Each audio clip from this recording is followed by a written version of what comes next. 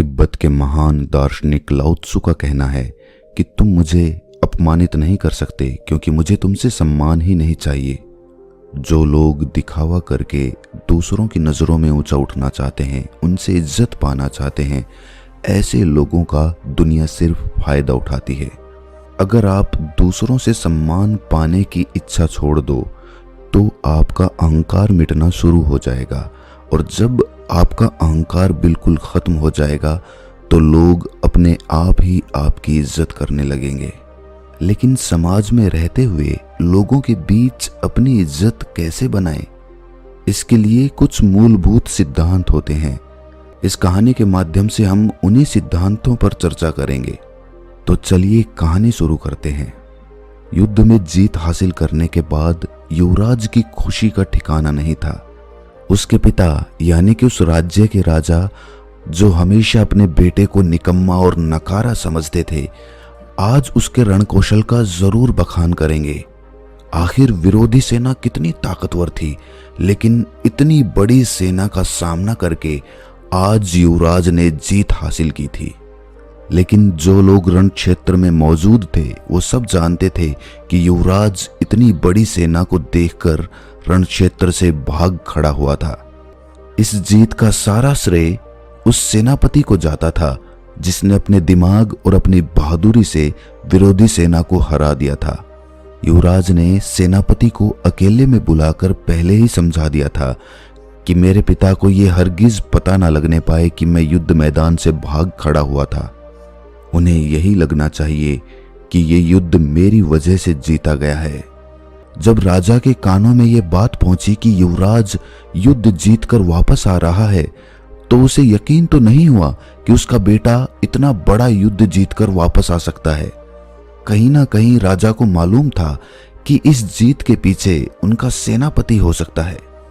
आखिर वो बचपन से अपने बेटे को देखता हुआ आया था।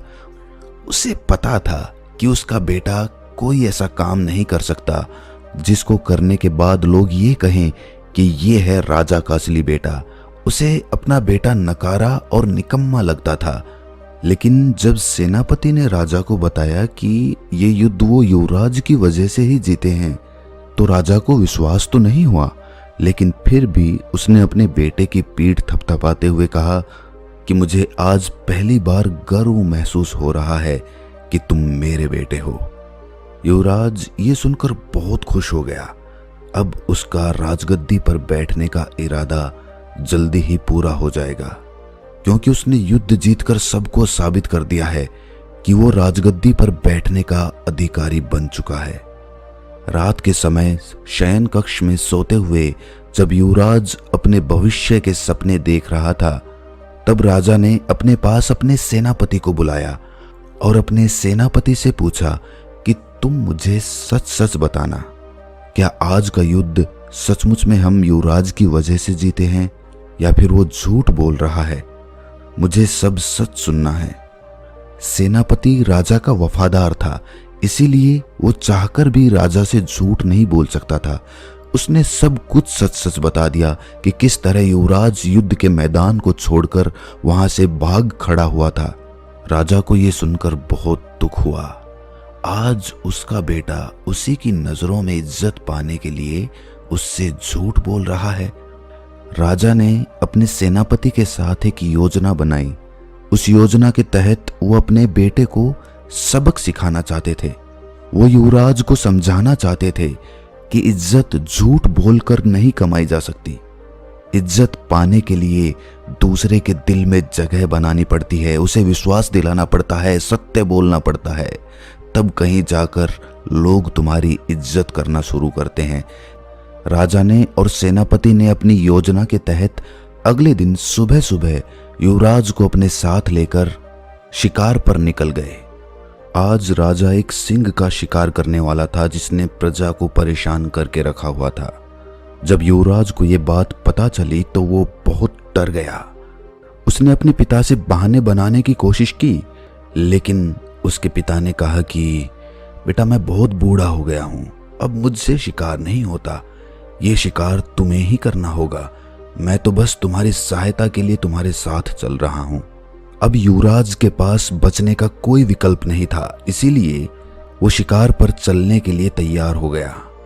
जब जंगल में युवराज का सिंह से सामना हुआ तो शुरुआत में तो वो सिंह को देखकर वहां से भाग जाना चाहता था, लेकिन वहां पर राजा खड़ा हुआ था, इसीलिए अपने पिता की नजरों में बहादुर बनने के लिए उसने सिंह से सामना लेने का निश्चय किया। और आखिरकार युवराज और सेनापति ने मिलकर उस सिंह का शिकार कर लिया। इससे युवराज का आत्मविश्वास बढ़ने लगा था। उसे विश्वास ही नहीं हो रहा था कि उसने एक सिंह को मार गिराया था। जंगल से वापस लौटते वक्त राजा के गुरु की एक कुटिया रास्ते में पड़ती थी। राजा अपने साथ अपने बेटे को लेकर अपने गुरु की कुटिया में पहुंचा। राजा ने अपने गुरु को प्रणाम करते हुए अपने युवराज का उससे परिचय करवाया। इसके बाद राजा ने जानबूझकर अपने बेटे को सबक सिखाने के लिए अपने गुरु से एक सवाल पूछा। उन्होंने कहा कि गुरुवर, मैंने अपने जीवन में बहुत झूठ बोले हैं। अपने मंत्रिमंडल को हमेशा अपने साथ रखने के लिए मैंने बहुत दिखावा भी किया। बहुत सारे युद्ध जो मैं सेनापति की वजह से जीता था, उसमें भी सारा श्रेय मैंने खुद ही ले लिया। मेरे सेनापति को प्रजा के सामने कभी भी वो सम्मान हासिल नहीं हुआ जिसका वो हकदार हुआ करता था। लेकिन अब मुझे पछतावा होता है। लोग मेरे सामने तो मेरी इज्जत करते हैं, लेकिन मेरे पीठ पीछे मुझे कायर बोलते हैं। मुझे बहुत बुरा लगता है। मैं चाहता हूं कि मैं अपनी गलतियों को सुधार दूं, लेकिन कोई तरीका नजर नहीं आता। मैं ऐसा क्या करूं कि लोग मुझ पर विश्वास करने लगें, मेरी इज्जत करने लगें। राजा के गुरु ने विचार मग्न होकर कहना शुरू किया। उन्होंने कहा कि राजन, एक बात हमेशा ध्यान में रखना। एक राजा का दिया हुआ वचन किसी भी हालत में पूरा होना चाहिए। जो वादा तुमने किसी से कर दिया, किसी को वचन दे दिया, वो किसी भी तरह पूरा करके दिखाओ। अगर तुम अपने दिए हुए वचन को पूरा नहीं कर पाओगे तो लोग यही कहेंगे कि ये राजा तो बड़बोला है, ये कुछ भी बोल देता है, इसकी बातों के पीछे कोई सच्चाई नहीं होती। और इसी वजह से लोग तुम्हारी इज्जत करना बंद कर देते हैं। वो तुम पर विश्वास ही नहीं करते, तो इज्जत करना तो दूर की बात रही। इसीलिए औपचारिकता में कभी भी किसी को वचन मत देना। दूसरों के सामने दिखावा करने के लिए कभी किसी से कोई वादा मत करना, क्योंकि वादा करना होता तो आसान है, लेकिन उसको निभाना बड़ा मुश्किल होता है। गुरु ने आगे कहा कि राजन, ये जुबान बिना हड्डी की होती है, कहीं भी घूम सकती है, कुछ भी बोल सकती है। इसीलिए इसका उपयोग पूरी समझदारी के साथ करना, वरना तो ये तुम्हें मुश्किल में फंसवा देगी। दूसरी बात जो समझने की है, जो लोगों के बीच तुम्हारी इज्जत को बढ़ा देगी, वो ये है कि कभी भी इज्जत पाने के लिए काम मत करो। जब तक तुम दूसरों से सम्मान पाने के लिए काम करते रहोगे, तब तक तुम अपने खुद के अनुसार कभी काम नहीं कर पाओगे। तुम्हारे मन में यही अंतर्द्वंद्व चलता रहेगा कि लोगों को मेरा काम अच्छा लगेगा या नहीं लगेगा, और इसी अंतर्द्वंद्व में फंसकर तुम हमेशा दुखी रहोगे। इसीलिए किसी की अपेक्षा के अभिभूत होकर उसके अनुसार काम मत करो, अपने अनुसार काम करना सीखो। मस्त मौला होते हैं वो लोग जो सम्मान पाने के लिए नहीं जीते, वो जीते हैं जीने के लिए, खुद के लिए, आनंद के लिए। और याद रखना, अगर तुम सम्मान पाने के लिए काम नहीं करोगे तो कोई तुम्हारा अपमान भी नहीं कर पाएगा। तीसरे उपदेश की चर्चा करते हुए गुरु ने समझाया कि राजन, कितनी भी कठिन परिस्थिति क्यों ना हो, चाहे तुम्हारी जान ही क्यों ना चली जाए, लेकिन हमेशा सत्य बोलना सीखो। सत्य बोलना ही लोगों में तुम्हारा विश्वास कायम करता है। सत्य बोलना इतना आसान नहीं होता, क्योंकि सत्य बोलने की वजह से हो सकता है कि तुम्हें बहुत सारी दिक्कतों का सामना करना पड़े, क्योंकि सच हमेशा कड़वा होता है। बहुत सारे लोग उस कड़वे घूंट को पीकर शांत नहीं बैठेंगे, वो तुम्हें परेशान करेंगे, तुम्हें दुखी करेंगे, और इसी कारण तुम वो बोलना शुरू कर देते हो जो लोग सुनना चाहते हैं, और जो कि झूठ होता है। झूठ किसी भी परिस्थिति में तुम्हें खुद से दूर ही लेकर जाएगा। गुरुवर ने अपना अगला उपदेश बताते हुए कहा कि राजन, तुम एक राजा हो। पूरी प्रजा का भरोसा तुम पर है, इसलिए कोई भी काम करो वो सबकी भलाई के लिए होना चाहिए। सिर्फ अपने फायदे के लिए किया गया काम दूसरों की नजरों में तुम्हें इज्जत नहीं दिला सकता। इज्जत तुम्हें वही काम दिलाएगा जो तुम सबकी भलाई के लिए करोगे। हम लालचवश ये भूल जाते हैं कि जो काम हम कर रहे हैं उससे दूसरों का कितना नुकसान होगा। अपने फायदे के लिए हम ये अपने दिमाग से निकाल देते हैं कि ये काम सिर्फ हमें फायदा पहुंचाएगा, बाकी सबको नुकसान पहुंचाएगा। और ऐसा काम करने के बाद तुम क्या अपेक्षा करते हो कि लोग तुम्हारी इज्जत करेंगे? तो तुम बड़ी भूल में फंसे हुए हो राजन। एक राजा हमेशा न्यायप्रिय होना चाहिए, और राजा ही नहीं अपितु हर इंसान को न्यायप्रिय होना चाहिए।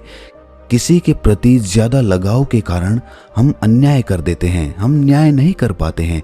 और ये बात सिर्फ तुम पर लागू नहीं होती राजन, ये बात हर उस आदमी पर लागू होती है जो एक ग्रस्त जीवन जी रहा है। ग्रस्त जीवन में जब भी कोई झगड़ा होता है तो आदमी लगाव के कारण अन्याय कर देता है, न्याय करने की क्षमता अपनी खत्म कर लेता है, और इसीलिए घर परिवार में उसकी इज्जत कम होने लगती है। लेकिन इसके विपरीत घर के मुखिया को हमेशा न्यायप्रिय होना चाहिए। अपने 5वें उपदेश को बताते हुए गुरु ने कहा कि राजन, ये उपदेश बड़े ध्यान से सुनना, क्योंकि एक राजा को हमेशा सामाजिक होना चाहिए। उसे पता होना चाहिए कि उसके राज्य में क्या कुछ चल रहा है, इसीलिए उसे कभी कभी वेश बदलकर अपने राज्य का दौरा करना चाहिए। और उसी प्रकार जो भी आदमी समाज में रहता है उसे भी सामाजिक होना चाहिए।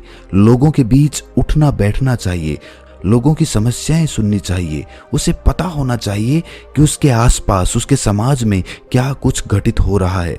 इससे समाज पर तुम्हारी पकड़ मजबूत होती जाती है और लोगों के बीच तुम्हारा रुतबा बनने लगता है।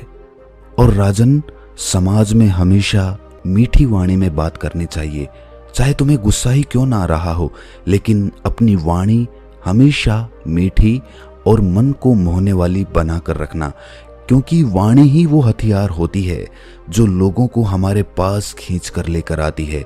जो लोग इस बात को समझ लेते हैं, अपने जीवन में उतार लेते हैं, वो हर एक व्यक्ति के दिल में अपनी जगह बना लेते हैं।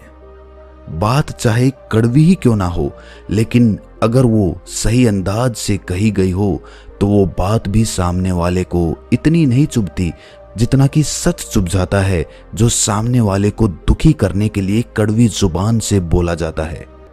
अगला उपदेश सुनाते हुए गुरुवर ने राजा को बताया कि राजन, जो मित्र तुम्हारे करीब रहते हैं, तुम्हारे साथ उठते बैठते हैं, तो याद रखना उनमें कोई ऐसा मित्र नहीं होना चाहिए जो तुम्हारी पीठ पीछे तुम्हारी ही बुराई करे, क्योंकि लोग उस पर भी विश्वास करते हैं, क्योंकि वो आपका मित्र है।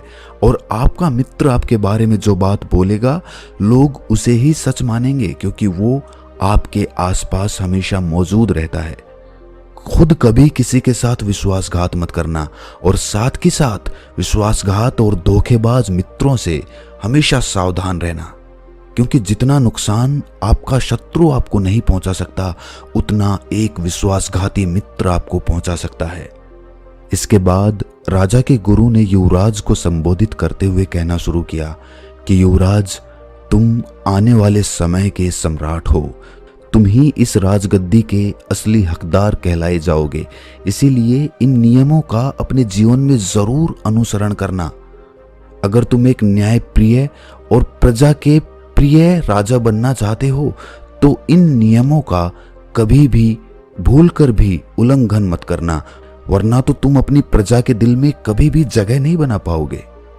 लंबे समय तक शासन करने के लिए ये नियम ऐसे हैं जो आपको अंधेरे रास्ते में एक मशाल की तरह तुम्हारे काम आते रहेंगे।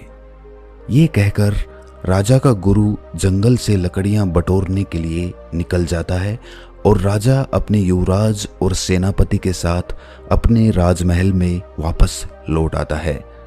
रात भर युवराज उन बातों पर विचार करता रहा और अगले दिन सुबह सुबह अपने पिता के पास जाकर उसने सारी सच्चाई बता दी कि किस तरह वो युद्ध के मैदान से भाग खड़ा हुआ था और सेनापति की वजह से वो ये युद्ध जीत पाए। राजा को अपने बेटे के मुख से ये सच्चाई सुनकर बेहद प्रसन्नता हुई। उसे लगने लगा कि अब इसमें राजा के गुण उत्पन्न होना शुरू हो चुके हैं और इसी के साथ पिता और बेटा एक दूसरे के गले से लिपट जाते हैं। तो दोस्तों, कैसी लगी ये कहानी आपको कमेंट सेक्शन में ज़रूर बताना, और अच्छी लगी हो तो इस चैनल को सब्सक्राइब करके नोटिफिकेशन बेल को ज़रूर प्रेस कर देना। तो मिलते हैं अगली कहानी में, तब तक के लिए अपना ख्याल रखें।